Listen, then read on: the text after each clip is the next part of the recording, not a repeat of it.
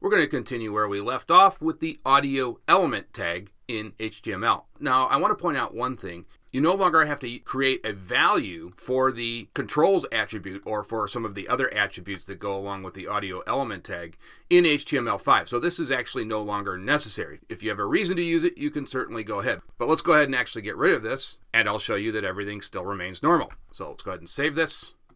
We'll refresh our page, and there you can see the control remains. Now, what if you want the track to automatically play when the web page is loaded? For that, we can use the autoplay attribute. So let's go ahead and type that in here, and let's save this. And let's actually go ahead and close the page out, and we'll reload it just to make sure it's working properly. We'll reopen this. This is an audio test for our test1.mp3. And there you can see the autoplay worked. Now, what if you want this to keep looping over and over and over again? You can use the loop attribute for that. So let's go ahead and save this. Let's refresh our page, and this should loop over and over. This is an audio test for our test1.mp3. This is an audio test for our test1.mp3.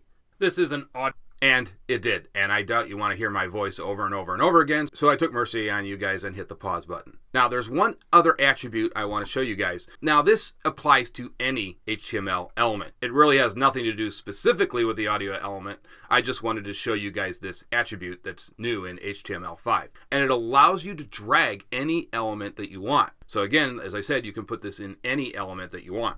And you guessed it, it's the draggable attribute. Now this one we do actually have to give a value to, and we just set this to true. So let's go ahead and save this. Let's refresh our page, and I'm going to have to hit the pause button so this doesn't play over and over again. This is an audio test.